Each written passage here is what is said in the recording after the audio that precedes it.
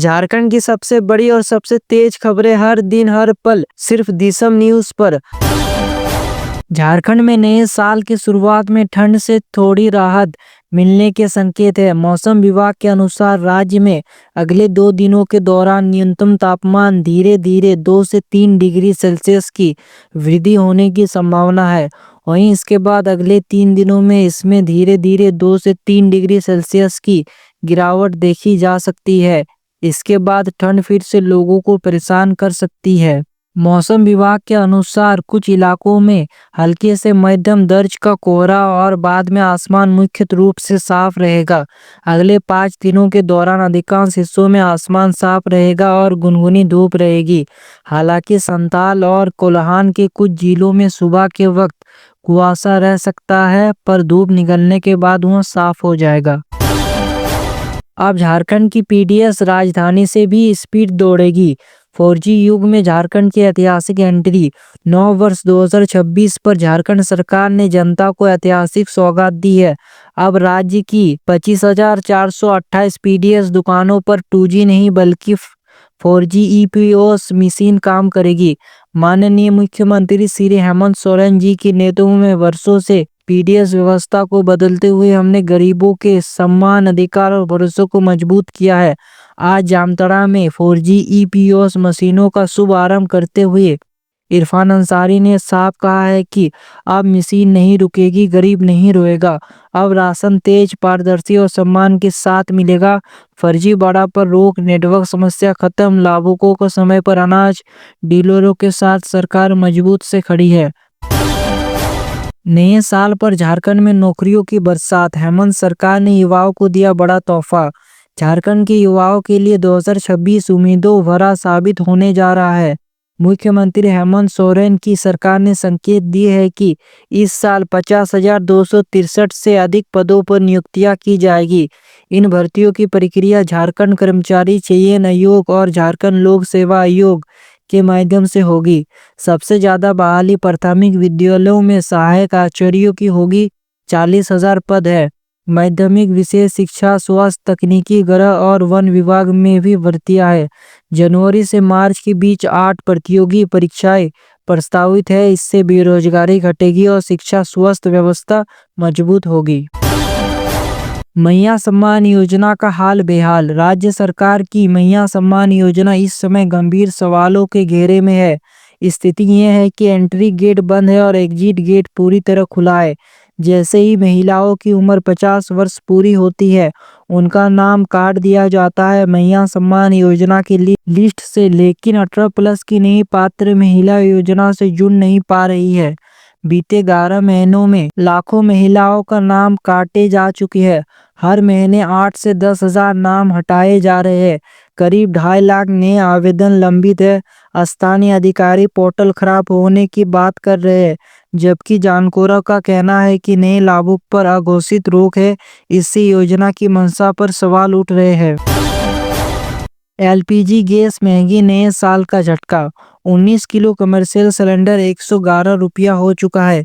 दिल्ली में कीमत 1691 है। घरेलू में 14 किलो का सिलेंडर दाम स्थिर में है। आम जनता को थोड़ी राहत, व्यापारियों पर असर है। रिम्स में मरीजों के परिजनों को बड़ी राहत। रांची स्थित रिम्स परिसर में अब मरीजों के परिजन 25 रुपया प्रतिदिन में विश्राम गृह में ठहर सकेंगे। पहले यह शुल्क 100 था। पहले 7 दिन 25 रुपया प्रतिदिन, 7 दिन बाद 50 रुपया प्रतिदिन। कुल 310 बेड पूरी तरह चालू होंगे। यह फैसला गरीब और मध्य वर्गीय परिवारों के लिए बड़ी राहत माना जा रहा है। नए साल पर झारखंड में शराब की रिकॉर्ड बिक्री। 3 दिन में 65 से 70 करोड़ की शराब खप गई।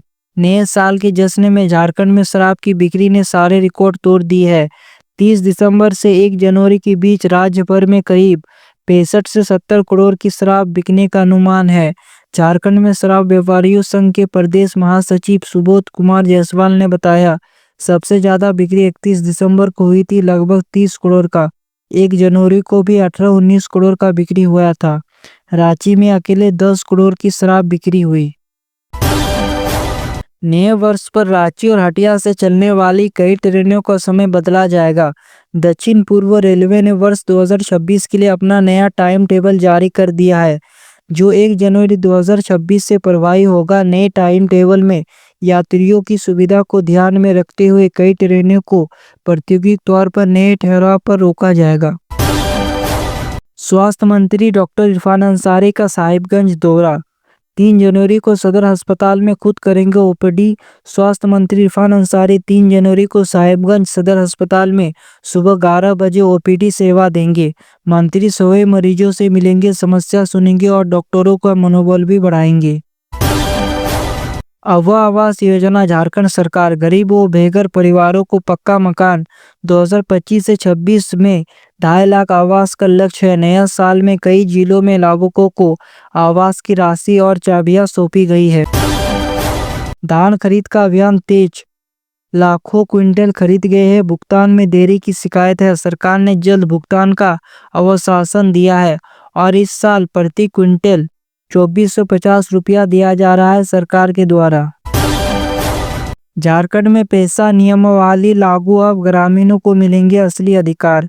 मुख्यमंत्री हेमंत सोरेन ने घोषणा की है कि झारखंड में पैसा नियमावली लागू कर दी गई है। इसके तहत ग्राम सभा को मजबूत अधिकार, जल, जंगल, जमीन और स्थानीय नियंत्रण, स्वशासन की भावना को बढ़ावा। मुख्यमंत्री ने कहा है कि यह कानून हमारे पूर्वजों के संघर्ष और ग्राम स्वराज की आत्मा का प्रतीक है।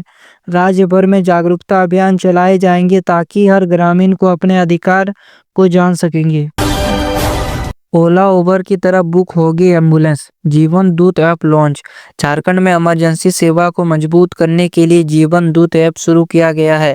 खास बातें हैं कि 108 एम्बुलेंस ऐप से बुक निजी एम्बुलेंस से जुड़ेगी, किलोमीटर के हिसाब से भुगतान।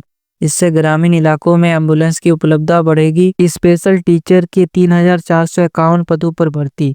झारखंड कर्मचारी चयन आयोग, झारखंड स्टाफ सिलेक्शन कमीशन ने स्पेशल टीचर के 3451 पदों पर भर्ती का नोटिफिकेशन जारी किया है। आवेदन आयोग की आधिकारिक वेबसाइट पर कैलकुलेशन विंडो 13 और 14 जनवरी। इच्छुक उम्मीदवार जल्द आवेदन करें। और अगर आपको लगता है कि झारखंड की असली खबरें जानना जरूरी है, अगर आपको लगता है कि मीडिया सिर्फ दिखावा करता है और असली मुद्दे दबा जाते हैं, तो 2 काम जरूर कीजिए। पहला, इस वीडियो को अभी अपने व्हाट्सएप ग्रुप, फेसबुक और परिवार के साथ शेयर कीजिए ताकि हर झारखंड वासी को पता चले कि उनके राज्य में क्या चल रहा है। दूसरा, अगर आप हमारे चैनल पर पहली बार आए हैं तो सब्सक्राइब कर लीजिए, क्योंकि यहाँ मिलती है झारखंड की 100% सच्ची, बिना काट छाट के अपडेट, वो भी हर दिन। साथ में बेल आइकन को दबाना मत भूलिए ताकि अगली बार जब झारखंड में कोई बड़ी खबर आए तो सबसे पहले आपको मिले। तो मिलते हैं अगले वीडियो में, तब तक के लिए जय हिंद, वंदे मातरम।